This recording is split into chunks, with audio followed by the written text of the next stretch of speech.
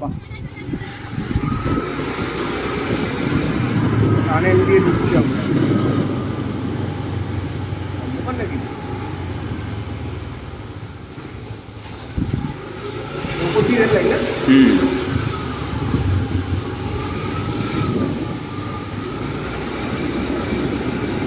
রাত্রিবেলা লাইট জ্বলে এখানে? না, পুরো এমনই অন্ধকার থাকে। ওয়াও, এবার বাসবাগানে ঢুকে গেল। হ্যাঁ,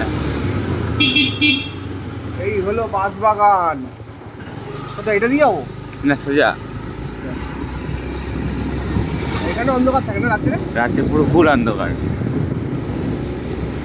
ওগুলো কি রে? খাটাল? এগুলো সব মুরগি টুরগি থাকে, পোলট্রি ফার্ম।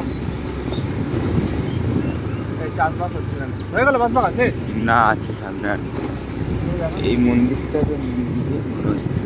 মন্দিরে কিছু হয়েছে? না, আগে ছিল। এখানের ওয়েদার কিন্তু খুব ঠান্ডা। এখানের ওয়েদারটা, এখানের ওয়েদার খুব ঠান্ডা। মানে টেম্পারেচার ওখানে থেকে অন্তত 4-5 ডিগ্রি এখানে মাইনাস হয়ে যাচ্ছে।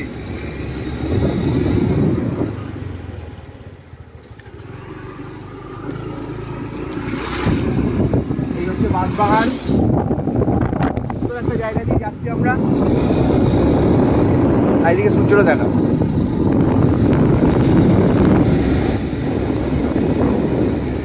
Wow!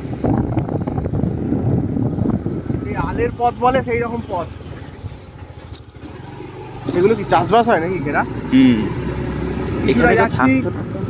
তারপরে কিছুটা যাওয়ার পর আবার দেখতে পাচ্ছি এলাকা, জনবসতি, তারপরে আবার ফাঁকা অঞ্চল।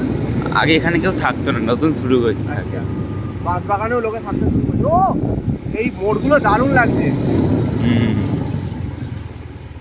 এই দেখো, ওটা কিছু ফুল, শালুক ফুল।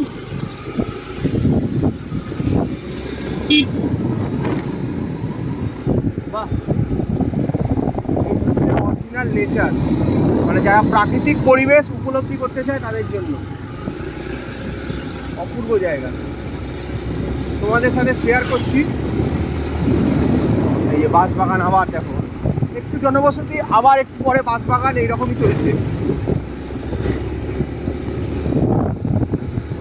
কেমন ঠান্ডা লাগছে? প্রচুরই ঠান্ডা লাগছে। হ্যাঁ, কাঁপছেই। দেখো ফুলাতা পরে এসছি, তাও কিন্তু ঠান্ডা লাগছে।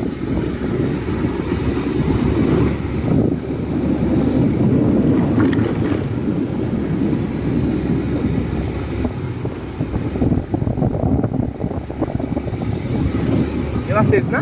হ্যাঁ। তো কেমন লাগলো তোমাদের অবশ্যই কমেন্ট করে জানিও। এই জায়গাটা নবদ্বীপের ভেতরে, নবদ্বীপ বিষ্ণুপ্রিয়া, এই দুটো সংযোগস্থানেই রয়েছে।